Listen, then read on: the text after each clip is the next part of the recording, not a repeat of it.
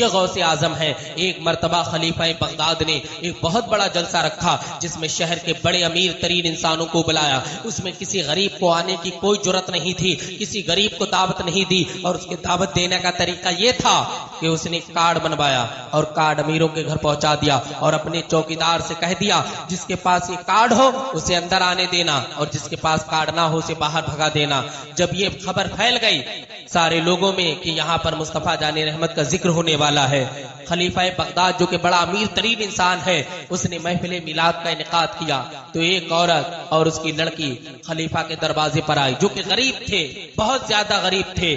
جب خلیفہ کے دربار نے دیکھا کہ یہ عورت آئی اور اس کے ساتھ اس کی لڑکی ہے، کہا کہاں جا رہے ہو؟ کہا ہم اندر جائیں گے۔ کہا تمہارے جسم سے بدبو آ رہی، غریبوں کا اندر دخل نہیں ہے، تم اندر نہیں جا سکتی ہو۔ تو اس نے کہا ہمیں اندر جانے کی اجازت دیجیے، ہمیں منع کیوں کر رہے ہو؟ تو اس نے کہا کہ یہ امیروں کی محفل ہے، اس میں صرف امیر جاتے ہیں۔ تو لڑکی نے کہا سرکار تو غریبوں کے بھی ہیں، ہم بھی سرکار کا ذکر سننا چاہتے ہیں۔ دربان نے کہا بھاگ جاؤ، مگر لڑکی کی ماں نے اصرار کیا تو اس نے ایک ایسا گدا مارا جو اس کے سینے پر لگا اور وہ غش کھا کر زمین پہ گر گئی۔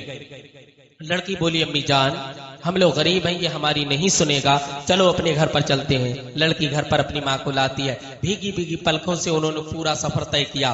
گھر میں آتے ہیں، رات کا پچھلا پہر ہونے والا تھا، عشاء پڑھ کر گئے تھے یہ لوگ۔ انہوں نے کیا کیا، اپنے گھر میں ایک جگہ کو صاف کیا اور ایک جگہ کو اونچی کیا۔ کہا امی جان اب تم نبی کا ذکر کرنا، اللہ کی حمد بیان کرنا، ہم سبحان اللہ کہیں گے، اور جب ہم ذکر کہیں گے تم سبحان اللہ کہنا۔ ان لوگوں نے یہ کرا کہ انہوں نے ذکر کرنا شروع کر دیا۔ کبھی ماں ذکر کر رہی تو بیٹی سبحان اللہ کہہ رہی، کبھی بیٹی ذکر کر رہی تو ماں سبحان اللہ کہہ رہی۔ یہ سلسلہ کافی رات تک چلتا رہا۔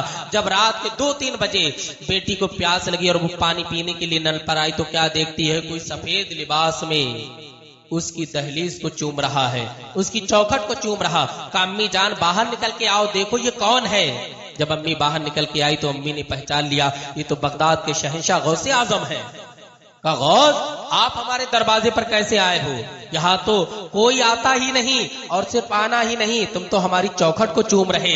تو غوث اعظم نے ارشاد فرمایا اے خاتون میں تیری چوکھٹ کو نہیں چوم رہا، ابھی اس چوکھٹ سے جناب محمد رسول اللہ تمہارا ذکر سننے کے لیے گئے ہیں اور کافی دیر سے سرکار تمہارا ذکر ملاحظہ کر رہے۔ اگر خلیفہ بغداد نے بھگا دیا تو کیا ہوا، مگر مصطفیٰ جان رحمت تو تمہارا ذکر تمہارے گھر میں سننے کے لیے آ گئے۔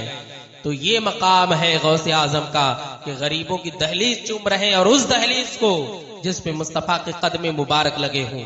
تو نبی تو امیروں کے بھی ہیں، غریبوں کے بھی ہیں، لیکن نبی جو فضل فرماتے ہیں وہ غریبوں پر زیادہ فرماتے ہیں، چونکہ میرے نبی کو غریبی پسند ہے۔